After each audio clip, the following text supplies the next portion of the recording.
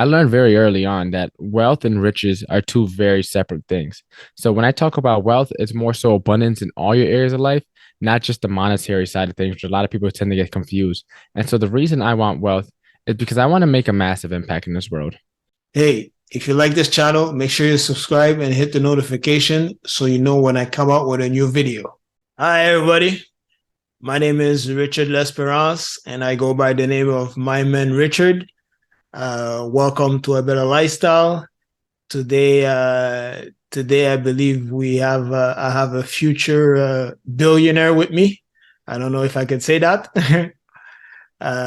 His name is John Mendez, so he's doing some great stuff. He's on a journey of financial independence, financial freedom. So we're gonna talk to him a little bit, and it's gonna be I think it's gonna be pretty inspirational for some people if they have goals and stuff that they want to do. Please, John, give us tell us a little bit about yourself in a few minutes, your story, and we'll start the podcast. Yeah, well, first, before I get into that, I just want to say thank you for the opportunity. Excited to be here and excited to see where this conversation takes us. So, a little bit about me. As you said, my name is John Mendez. I'm the host of the Walk to Wealth podcast, where I enlighten and empower young adults to build wealthy, abundant lives. But it wasn't always this way, right? So, I grew up in the projects. It was nine of us in a two-bedroom. Money was always tight growing up. Father was absent. Mom suffered from mental health issues. So, me and her never really got along because as a kid, some of those things are very hard to grasp. Those concepts like depression, anxiety. It's just like, oh, my mom wasn't the mom I needed her to be. So I never really understood as a kid, and it affected our relationship. And so growing up, as I said, we grew up, we had Section 8, which is like subsidized housing here in the US. And so growing up, money was never really something that I ever thought to make. I wasn't an entrepreneur. I like to say like I didn't have the paper out. I didn't have the candy bars in schools or selling sneakers. And then fast forward a little bit, I'm in college now. This is fall of 2020, and I happened to stop by this Barnes and Nobles, and I picked up this book called Rich Dad Poor Dad, which a lot of people know by the Purple Bible or whatever. And so I read that book, and it shifted my paradigm just enough to realize that there was another world out there that wasn't being taught in school, wasn't being taught in my environment, wasn't being taught at home. And then from there, I kind of jumped into this personal finance rabbit hole, and I started learning about personal finance and how to build my credit and how to invest in index funds and which bank accounts I should use and how to manage my money. And when I came back that spring semester, I was still taking online virtual classes for my college, and I was still taking them from home. So I was like, I can't go back to doing these general education courses, not learning anything that really matters in life. And I just spent this entire winter break learning about all this stuff that actually does matter. It's like how to understand money, financial literacy, how to manage that stuff. And so from there, I pretty much decided to stop showing up for my college classes. I signed up for my real estate course to get my license. Ended up getting a license at 2 weeks after I turned 20. And a couple months after that, I started Walk to Wealth. And the story behind the name is for the 99% of us that aren't overnight sensations, it's a long walk to wealth. And some may walk faster than others. But what good is sprinting to the finish line if you pass out when you cross it? Hmm. So why do you want to become wealthy? Yeah, so for me, I just want to make a clear distinction before I get into the answer. I learned very early on that wealth and riches are two very separate things. So when I talk about wealth, it's more so abundance in all your areas of life, not just the monetary side of things, which a lot of people tend to get confused. And so the reason I want wealth is because I want to make a massive impact in this world. And that is one of the ways to do so. And there's only so much you can make, and it's very selfish of you to think that I only need to make, let's say you need 50,000 to live a year, right? If I make 50,000 a year, I'm good. Well, what if your grandma needs you? What if your friends needs you? What if that charity that you like to support to needs you?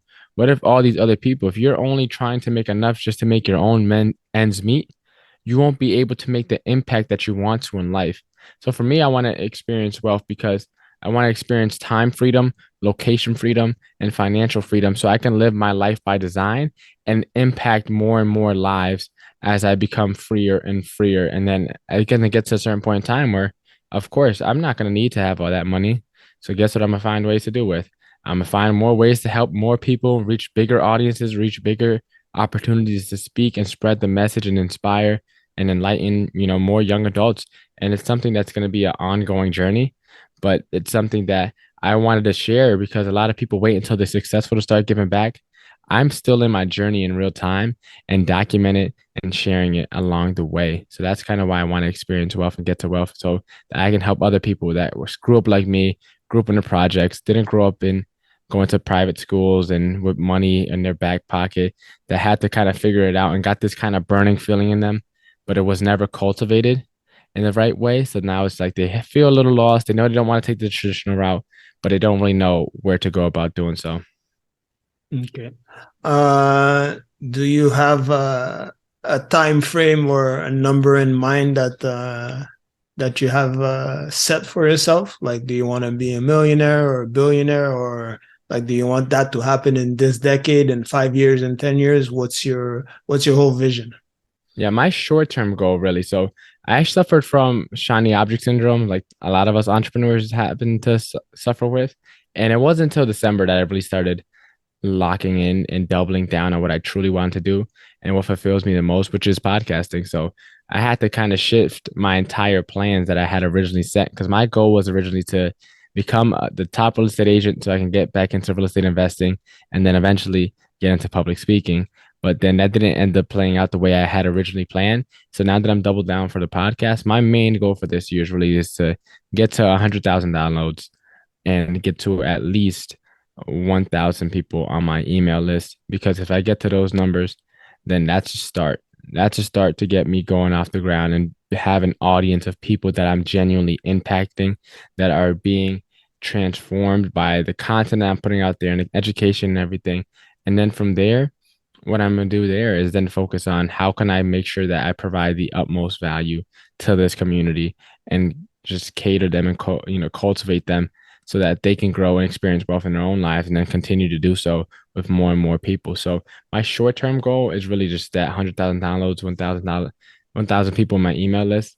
And from there, in terms of monetary stuff, money was never the end that I was chasing after. It's more so fulfillment. And I know that I'm in alignment just by how I feel when I get up and start doing these podcasts. Not even just the podcast that I hop on as a guest, but when I do my own show, when I'm starting to talk to these people, and it's like, damn, this is going to be a good episode. I know that people are going to find this valuable.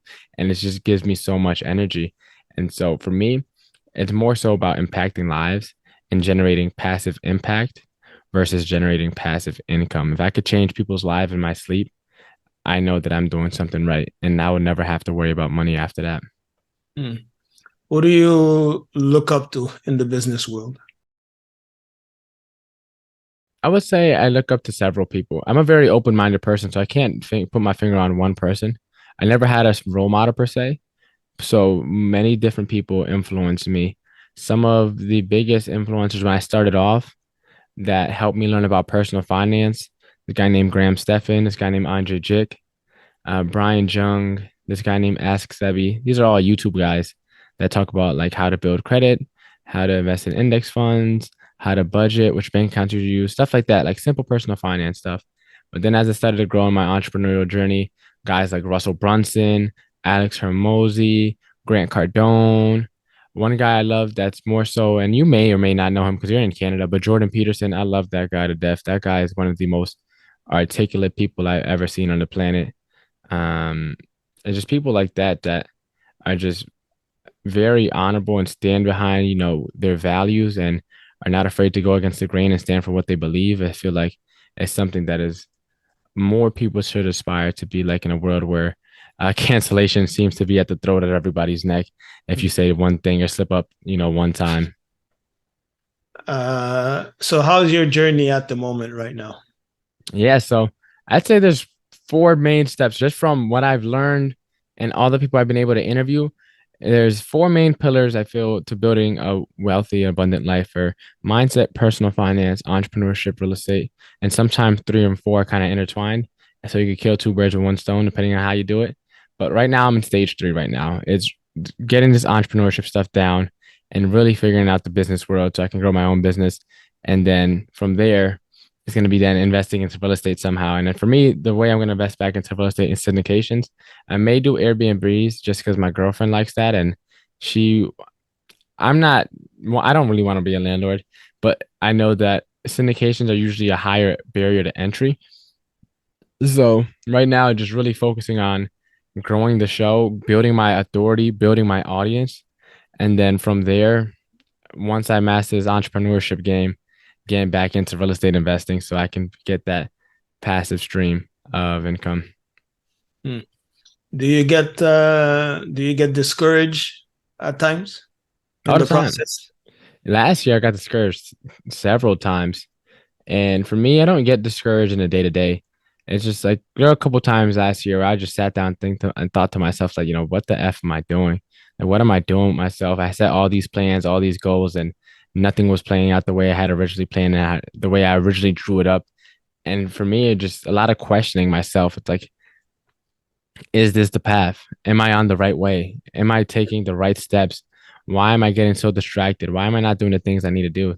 But ever since I started doubling down on a podcast, I haven't had much. I wouldn't say I haven't had any of those days yet since I really started doubling down. Okay. So how do you what keeps you moving? Yeah, what keeps me moving? It's that entrepreneurial bug. You can't turn it off once it's in you. It's something where I feel like genuinely everyone's an entrepreneur. Like I never, if you see any kid that hasn't experienced some form of trauma, like any kid that's just still an innocent little kid, they're creative. They dream. They think big. That's all an entrepreneur really is. They just happen to learn business. That's the only difference between a kid and an entrepreneur. It's just one knows business and one doesn't. A kid, they just think big, but like an entrepreneur, they think big. They're dreamers. They're visual. They're the visionaries. They just understand business, right? So I just feel like as people grow up, that entrepreneur, that little kid in them tends to get kind of swept under the rug, whether it's through indoctrination, whether it's through trauma, whether it's through some hardship that you might have faced, whether it's through growing up in scarce or poverty ridden conditions, things like that. And so what keeps me going, I always had that in me just to compete and just be hardworking. And then once I shifted it towards entrepreneurship, it's like something I can't turn off anymore. It's like always on go. Hmm. So what else? What else? What are some success that you had in the past, or past success or past failures? Yeah. So past failures, as I said last year, money wise, I barely made anything at all. I was tight. Real estate leads were falling through the cracks. I started up a social media marketing agency, and I've taught hundreds of realtors social media marketing through classes. So I tried to incorporate that and turn that into a business. And I was going to offer content creation services. Then after my first client, I realized that, hey, I actually don't want to create content for other people because I already do this for myself and this is too much work. So I just scrapped that idea and threw it to the side. And so, and then our podcast numbers from August to November were going down each month, month after month. It's like I had all these things and I had originally planned to leave the restaurant job that I'm working part time back in February of last year. And so all these things that didn't go my way, I'd say were failures. And in terms of success, once I started doubling down on the podcast, we hit top 5% globally. I spoke at Podfest Expo in Orlando this past month in January. Literally this afternoon from the day we're recording this, I was a speaker for the 10X stage, not a speaker, a judge. The 10X stage agency, which is one of Grant Cardone's companies, they had a speaker finale and it started off as 27,000 applicants and it narrowed it down to four finalists. And I was able to be one of the judges for the conference for the speakers. So that was an amazing opportunity because the 10X agency is super big. What else? I have a virtual summit I'm planning next month, a course coming out. I'm planning my 100th podcast episode in May. So ever since I started doubling down, as I said, it's kind of been a recurring theme throughout this conversation. But I started to hit a lot more milestones and I'm starting to land a lot bigger guests on my show. So it's starting to the ball is starting to finally roll my way. Hmm. Do you how's your day-to-day work? What do you do? Like do you have a plan like for the whole month, the weeks, or how's your schedule? Yeah, normally Mondays, I do it. Monday's a little more chill for me. Do a lot more admin stuff, some editing stuff there for the podcast and stuff like that normally. Tuesdays and Thursdays are loaded with calls. I am that's when I schedule all of my guest interviews appearances normally. And that's also when I schedule all my interviews for my own personal show and my pre-show calls for my personal show. So my Tuesdays and Thursdays are usually like loaded from 11 till in the evening. And then Wednesdays, it depends on where I focus on where I need it the most. So if I needed to catch up on some editing, I go there. Fridays, I same thing, vice versa. I apply my attention to where I need it to be. And then I work Friday dinner, Saturday dinner, and Sunday brunch normally at the restaurant. So that's usually how my schedule goes on a day to day. Hmm. Do you do you plan, I'm not sure if you had mentioned it before, do you plan to monetize the podcast in the future? Yeah, definitely. I tried already. That's one of my other failures. I tried to do the subscription model, but then nobody subscribed. So I was like, well, I guess this idea doesn't work out too well for me. So I ended up scrapping that idea. So I'm back to the drawing board now, but I'm actually not really worried about monetization in the short term because as my podcast gets better, as my audience grows, whatever the audience needs, that's what I'm gonna make. So if the audience that listen to my show are like, "Hey John, I'm really struggling with budgeting," I'll create a course on budgeting. "Hey John, I'm really struggling with how to get my first business started." I'll create a course on how to do that. "Hey John, I'm really struggling with direction." I'll start coaching. Right. So what I make from here on out is going to be based off what the community that I cultivate needs so that I'm not trying to figure out what's that thing. I'm just going to keep on providing value. And as my community grows, I'm just going to stay in good relation with that community so that when they call for my help, I can provide them the help they need and then focus it around that. Hmm. So where do you see yourself in 5 to 10 years? Five to Financially, yeah, financially, professionally, like your whole vision, where do you see yourself? Yeah, financially by 25, I'm gonna be financially free, time free, location free. I'm maybe able to pretty much work from anywhere, work when I want, how I want. And I'm going to most likely be at that time doing more so speaking, of course, still podcasting. I'm gonna have a team behind me for the content creation, for the podcast editing, for the scheduling, all that jazz. So I can step into my role as the CEO and not be wearing all these hats. I can just enjoy talking and showing up for the conversations. I'll also be personally by that time, probably I just hit today. It was my second year anniversary with my girlfriend. So in 4 years now, that'll be what, 6 years? So maybe probably engaged already or married, depending. Uh, so I have that going strong. I'm most likely going to be traveling a ton, one for conferences, and two for personal, and three just the Walk to Wealth podcast is going to be a movement of people that are all trying to build wealth that are not trying to take the traditional path, and I'm have like a giant like tribe of people that are all kind of on the part of the movement and are going in the same direction. It may be through different vehicles, but all going kind of in the same direction. Hmm. So what have you learned so far uh, since you started this journey? Well, I could probably spit out a laundry list of things, honestly, but some of the most impactful things that I've learned is that it's very hard to continue to have your limiting beliefs when you try to explain it to people who are already successful. Because to explain it to them, and they've probably gone through their own struggles and overcame it and now are doing big things. You kind of have to figure out reasons to justify. But when you get around some of these big thinking people, these really optimistic people that have these insane dreams and insane visions of how much they want to accomplish, when you get around those people, it's so inspiring because it's like, if you're thinking that big, then I can think that big too. It's possible. There's opportunity everywhere. And the only reason that we don't have opportunity is because we're not smart enough to recognize the opportunities in front of us. Because there's millionaires being made every day. And not saying that it's all about money, but there's ways to find success in every endeavor if you're only smart enough to recognize it. you would be able to do so. So the reason I'm not a billionaire, millionaire, because I'm not smart enough to do so right now. I'm not smart enough to recognize the opportunities, to recognize the gaps in the market. But best believe there's someone out there that is. So the longer I keep investing in myself and personal development and reading the books and joining masterminds and going to conferences and interviewing successful people that have already walked the road that I'm trying to head down. The more I do that, the more likely I am to gain more knowledge. And as I apply that knowledge, the more likely I am to see and uncover the opportunities that were always there in front of me. So, what would you say to someone who wants to take that road of financial independence? I'd say it should be a mandatory road that we all strive for.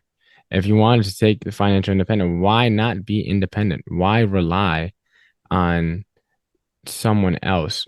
I feel like, and then especially this is a little bit more geared toward the men now, but like as a man, it's like as the provider, you're supposed to provide, not rely for the most part, right? So for me, and just from my personal upbringing, my personal beliefs, it's like the only way to be secure is to take life into your own hands.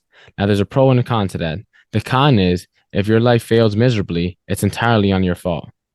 The pro of that is that if your life becomes a massive success, it's also entirely your fault. And I'd rather play life by my own rules in my own hands and take life into my own hands than be okay being just hovering in the middle. And so that's personally my view of the world. And just knowing that once you take your life into your own hands, there's a lot of responsibility. And it always comes back to that old adage of with great power comes great responsibility, right? And so if you adopt this entrepreneurial path that you want to head down, or even not entrepreneur, maybe you want to still work for within a company, but you want to achieve financial independence. Just know that you're going to have to do a majority of other people aren't doing because majority of people here in the Western world are splurging on things they don't need, are buying things that they really have no value besides materialistic looks and status. And so focusing on the things that are actually going to put a return back in your pocket, you may not fit in the same circles because a lot of people still aren't are just trying to live every day with no responsibility. But it's a role where once you do get that financial independence, it's well worth living. That's why I'm continuing to strive for it. Hmm. So I know your focus right now is on your podcast. Talk to us a little bit about your podcast, how long it's been around, and what do you talk about? What is it all about? Yeah, so the podcast is called Walk to Wealth, as I said. The main four pillars of content is personal finance, mindset, real estate, and entrepreneurship. I've interviewed successful entrepreneurs. This year, I have a bunch of heavy hitting guests that I got coming on. So I am super excited and looking forward to those. I also am doing a lot more in person, solo style episodes where I just kind of go sometimes off the cuff. And let's say I read a good book, I share some of the things I learned, or I came back for a conference, I'll share some of the things I learned. I'm doing like monthly recap solo episodes where I just talk about what I overcame in that month and just being a lot more transparent, documenting my journey. And hopefully that inspires other people because they don't share the dark side. They don't share the day to day stuff when you go on a lot of these podcasts and when you go on a lot of these courses and a lot of these influencer social media channels. And so I want to start being more transparent, sharing more of the day to day stuff so that people realize that, hey, it's a lot of ups and downs, but once you find that stride, it's easy to start, keep running. So that's pretty much what I talk about for the most part. It's geared towards a younger audience, but there's something that can always be taken away no matter what age you are. Hmm. Where can people find you on social media or the internet? Yeah, so if you go to www.walk2wealth.com, again, that's www.walk2wealth.com. There you can go check out the podcast. All my social media channels are on that website. That's where you can connect with me. And if you want to start a conversation, feel free to DM me and I'll gladly spark up a conversation. Hmm. Last words in regards to everything we talked about? The last thing I'd say is, and this is going to be more so on the topic of why reach financial independence. And I'll say end with this, right? When you're born, you look like your parents. When you die, you look like your choices. So make sure you live every day taking the choices that'll get you to the place you want to be and make the choices that'll turn you into the person that you want to become in order to achieve the goals that you want to achieve. Thanks for watching. If there's certain topics you want me to touch, feel free to let me know in the comments and I'll try my best to make it happen. And if you like this video, please press the like button and comment. It would be very appreciated. Thanks.